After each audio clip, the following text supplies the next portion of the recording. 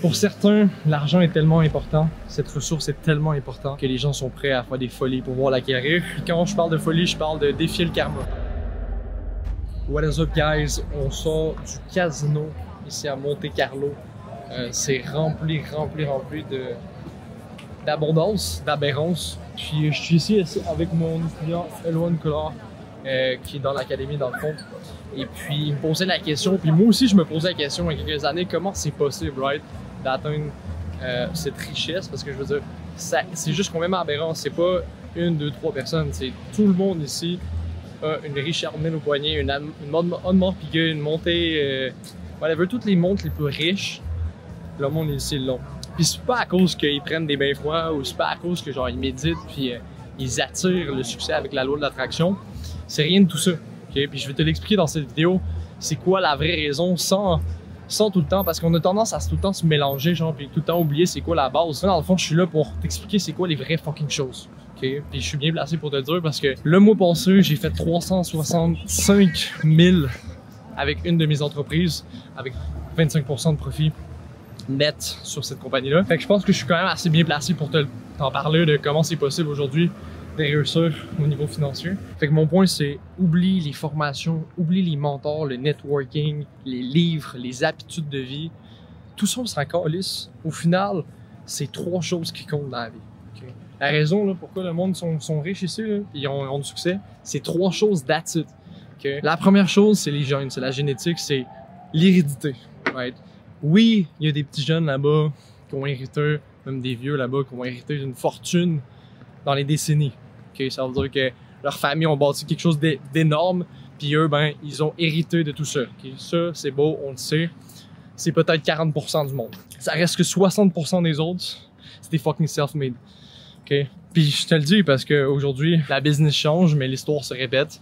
Puis les empires, c'est comme des saisons, ça vient puis ça part.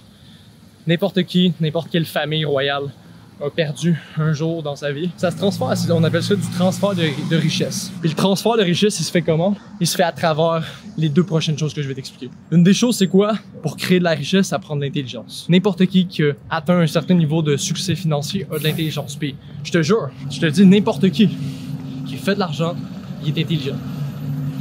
Par rapport à l'aspect financier, ça se peut qu'il soit vraiment cave, pas intelligent dans d'autres aspects. Par rapport aux finances, c'est un bon network. Je te parle pas une couple de milliers, je te parle plusieurs millions. C'est sûr à 100% que cette personne-là est intelligente. Troisième des choses, c'est les compétences, guys. Le monde, ils ont tendance à oublier ça. Mais si tu deviens le meilleur dans ton domaine, tu vas réussir financièrement.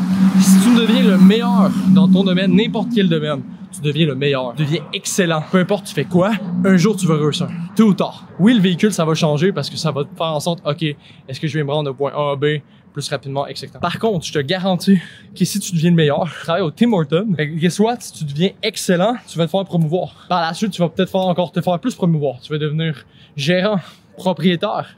Puis guess what? Après 20-30 ans, si tout le temps tu focuses à toi devenir meilleur, qu'est-ce que je fais de bien? Qu'est-ce que je pourrais faire de mieux? Tu poses toujours ces deux questions à chaque jour quand tu finis ta journée. Tu deviens le meilleur dans ce que tu fais. Ben, peut-être qu'un jour tu posséderas 50 Tim Hortons. Puis là, tu seras libre financièrement. Puis tu feras partie d'une des personnes ici à Monaco avec une Richard Mille au poignet. Mon point, c'est aussi simple que ça. C'est soit que les personnes ont hérité, soit que c'est des personnes extrêmement intelligentes, soit qu'elles sont devenues excellentes dans leur domaine. Quand tu deviens excellent dans la vie, les opportunités s'ouvrent à toi. Ça veut dire que moi, aujourd'hui, je suis une agence de vente et de marketing. Ça veut dire quoi? Ça veut dire que on travaille avec des entreprises au Québec à plus de 7 chiffres, puis on s'occupe de l'acquisition client de A à Z pour ces entreprises-là. On recherche des closers, on place des closers. Aujourd'hui, la réalité, c'est ce que j'explique tout le temps, c'est qu'un closer qui veut performer, qui veut faire de l'argent, ça va grandement dépendre avec qui il va travailler. Les meilleures compagnies cherchent les meilleurs closers. C'est quoi ta mission à toi? Devenir meilleur, de jour en jour. Comment on devient meilleur? Maintenant, peut-être c'est ça ta question. Très simple, la répétition, c'est ton meilleur ami.